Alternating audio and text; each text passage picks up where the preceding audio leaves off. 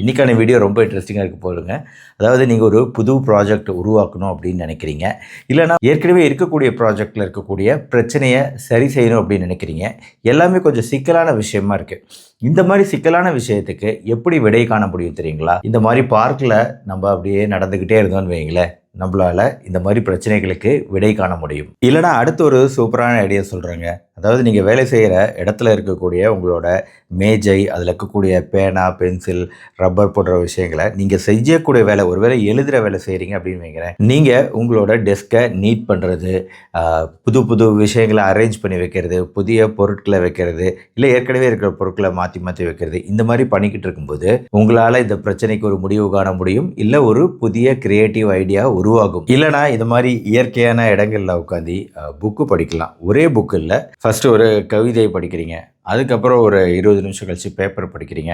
இந்த மாதிரி டிஃப்ரெண்ட்டான வேலைகள், இல்லை டிஃப்ரெண்ட்டான புக்கு படித்து உங்களோட தாட் ப்ராசஸ், எண்ணங்கள் வெவ்வேறு விஷயங்களை ஈடுபடுத்திட்டு அதுக்கப்புறம் இந்த புக்கு மூடி வச்சுட்டு அப்படியே கண்ணை மூடி கொஞ்சம் நேரம் தியானம் செய்ய சொல்லலை, அப்படியே அமைதியாக இருக்க சொல்கிறேன். இந்த மாதிரி சூழ்நிலையில் பிரச்சனைக்கு தெளிவு கிடைக்கலாம். 4வது, இந்த மாதிரி கார்டனிங், உங்கள் தோட்டம், சின்ன ஒரு தோட்டம், அந்த தோட்டத்தில் இருக்கக்கூடிய செடிகள், அங்கே இருக்கக்கூடிய பழங்கள், காய்கறிகள் அப்படின்னு சொல்லிட்டு அதில் கொஞ்சம் உங்கள் மனசை ஈடுபடுத்திக்கிட்டே இருந்தீங்கன்னு வைங்களேன், தெளிவு கிடைக்கும். இல்லைனா வெவ்வேறு இடங்கள், உட்கார்ந்து இருக்க இடத்துலேருந்து எந்திரிச்சு உங்கள் ஸ்கூட்டர், பைக்கை எடுத்துக்கிட்டு உங்களுக்கு பிடிச்ச இடத்துக்கு போகலாம். அதுக்குன்னு நம்ம இப்படி போக முடியாது, பட் சிம்பிளான விஷயங்கள், அதாவது பக்கத்தில் இருக்க காஃபி ஷாப்புக்கு போகிறது, பக்கத்தில் இருக்க லைப்ரரிக்கு போகிறது, இந்த மாதிரி உங்கள் சுற்றுப்புற சூழ்நிலையை மாற்றினாலும் நம்மளுக்கு பிரச்சனைகளுக்கான தெளிவான தீர்வு கிடைக்கும். ஓகேங்க டாக்டர், என்ன சொல்லிக்கிட்டு இருக்கிறீங்க, ஏதோ சொல்லிகிட்டு இருக்கிறீங்க அப்படின்னு நீங்கள் மனசில் நினைக்கிறது புரியுது.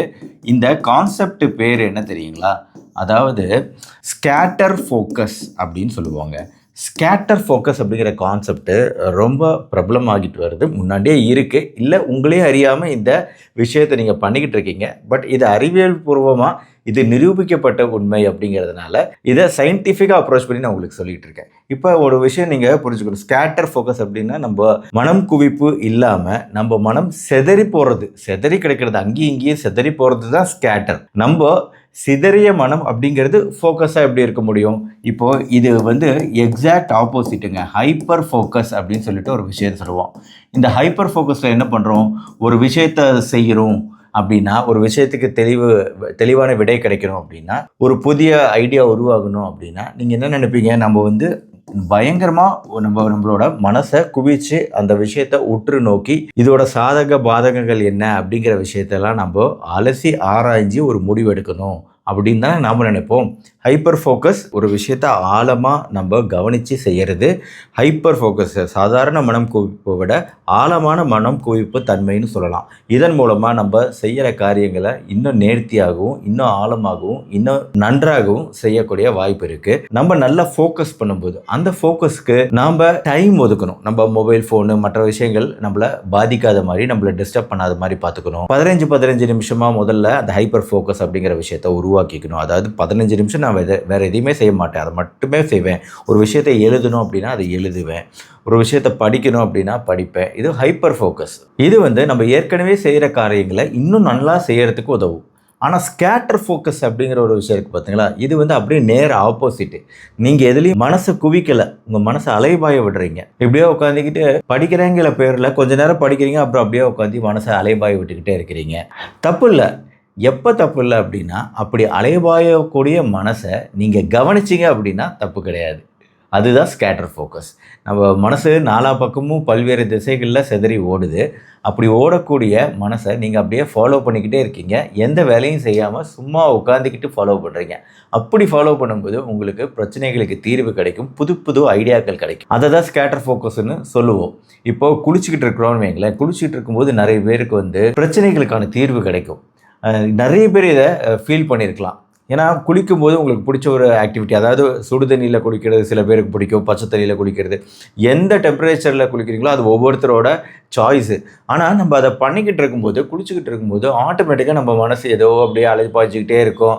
மாடு வந்து அப்படியே ஒரு உணவை மென்று மென்று அப்படியே கடிச்சிக்கிட்டே இருக்கும்ல, அதே மாதிரி நம்ம மனசு அப்படியே ஒரு மாதிரி நம்ம எண்ண ஓட்டம் இருந்துக்கிட்டே இருக்கும். கொஞ்ச நேரத்தில் ஒரு ஐடியா தோணும், இல்லை அன்றைக்கி செய்ய வேண்டிய புது ஐடியா தோணும். இது எனக்கு நிறைய நடந்திருக்கு, உங்களுக்கும் நடக்கும்னு நம்புகிறேன்.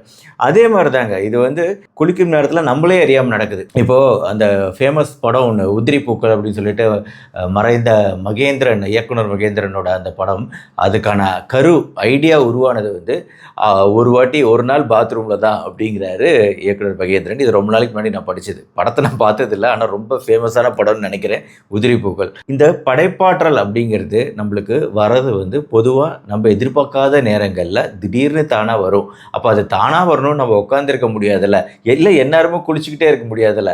அதுக்கு பதிலாக தான் நம்ம ஸ்கேட்டர் ஃபோக்கஸ் அப்படிங்கிறது, இதுக்குன்னு எப்படி ஹைப்பர் ஃபோக்கஸில் ஒரு நேரம் ஒதுக்குறோமோ அதே மாதிரி ஸ்கேட்டர் ஃபோக்கஸ்லேயும் ஒரு குறிப்பிட்ட நேரத்தை ஒரு நாளைக்கு ஒதுக்கி அந்த 15 நிமிஷம் உங்கள் டெஸ்கில் இருக்க திங்ஸ் எல்லாம் அரேஞ்ச் பண்ணுறதோ, இல்லை நீங்கள் சும்மா எதுவுமே செய்யாமல் உட்காந்துருக்கிறதோ, இந்த மாதிரி கொஞ்சம் டைமை ஸ்பெண்ட் பண்ணிக்கிட்டு இருந்தீங்கன்னு வைங்களேன். இல்லை உங்களுக்கு பிடிச்ச ஹாபி ஏதாவது செய்கிறதோ, பெயிண்டிங்கோ, டிராயிங் வரைகிறதோ, வாக்கிங் போகிறதோ, சும்மா அப்படியே வெளியில் நடைப்பயிற்சி போகிறதோ, நீங்கள் இருக்கக்கூடிய இடத்துலேருந்து பக்கத்தில் காஃபி ஷாப்போ, பக்கத்தில் இருக்கிற ஏதாவது ஒரு பிளேஸ்க்கு அப்படியே ஒரு உலாத்திட்டு வரதோ, இதெல்லாம் என்ன பண்ணும் அப்படின்னா அந்த 15 நிமிஷத்தில் உங்கள் மனசை வந்து அப்படியே டைவர்ட் பண்ணி விட்டுறீங்க. அப்படி போகும்போது உங்கள் பாக்கெட்டில் ஒரு பேனாவும் பாக்கெட் நோட்டு மட்டும் வச்சுக்கோங்க. அப்படியே நீங்கள் பாட்டுக்கு நடந்து போக கவனிங்க, சுற்றுப்புறத்தில் என்ன இருக்குது அப்படிங்கிறதையும் கவனிங்க. அதே சமயம் உங்கள் மனசையும் கவனித்து பாருங்கள். உங்கள் மனசு பல ஐடியாக்களை, பல ஃப்ரெஷ்ஷான ஐடியாக்களை தரும், இல்லை பிரச்சனைகளுக்கு தீர்வு தரும். இதை ட்ரை பண்ணி பாருங்கள். இன்னொரு விஷயம், நிறைய பேருக்கு வந்து காலையில் நல்லா சுறுசுறுப்பாக இருப்பாங்க, மத்தியானம் வந்து கொஞ்சம் சுறுசுறுப்பு கம்மியாகும், சாயந்தரம் அப்படியே ஃபுல் எனர்ஜியும் ட்ரெயின் ஆகி பேர்ன் ஆயிடுவாங்க. அவங்களுக்கெல்லாம் வந்து அந்த எனர்ஜியை திருப்பி கொண்டு வரத்துக்கு ரொம்ப உதவிகரமாக இருப்பது ஸ்கேட்டர் ஃபோக்கஸ் தான். ஒரு அரை மணி நேரம் வந்து ரொம்ப டயர்டாகிட்டீங்க அன்றைக்கி, மத்தியான நேரத்தில் சாப்பிட்டு ஒரு சின்ன வாக்கிங் போயிட்டு அப்படியே அமைதியாக உட்காந்துருந்து பாருங்களேன். ஒரு 15 மினிட்ஸ் to 20 மினிட்ஸ் உட்காந்துருந்தீங்கன்னா, எந்த வேலையும் செய்யாமல் கண்ணை மூடிட்டு உட்காந்துருந்தீங்கன்னா, தூங்கிடுவேன் டாக்டர் அப்படிங்கிறீங்களா? தூங்காமல் உங்கள் கண்களுக்கு மட்டும் ரெஸ்ட்டு கொடுத்து மனசை அலைவாயை விட்டு அதை மட்டும் கவனித்து பாருங்கள். உண்மையிலேயே உங்கள் மைண்டு ஃபுல் சூப்பர் ரீசார்ஜ் ஆகும். இதை நீங்கள் ட்ரை பண்ணால் தான் தெரியும். கண்டிப்பாக ட்ரை பண்ணி பாருங்கள். இந்த ஸ்கேட்டர் ஃபோக்கஸ் கான்செப்டை உங்கள் அன்றாட வாழ்க்கையில் கொண்டு வாங்க. தியானத்துக்கு நேர் ஆப்போசிட் தான், ஆனால் தியானத்தை விட அதிக பலன் தரக்கூடியது ஸ்கேட்டர் ஃபோக்கஸ் அப்படின்னு சொல்லுவேன். ஏன்னா நான் ட்ரை பண்ணியிருக்கேன், அதனால் உங்களுக்கு நான் ரெக்கமெண்ட் பண்ணுறேன். இந்த வீடியோ உங்களுக்கு பிடிச்சிருந்துச்சுன்னா லைக் பண்ணிவிட்டு உங்கள் ஃப்ரெண்ட்ஸ் அண்ட் ரிலேட்டிவ்ஸ்க்கு ஷேர் பண்ணுங்கள். மறுபடியும் நாளைக்கு பார்ப்போம். நன்றி, வணக்கம்.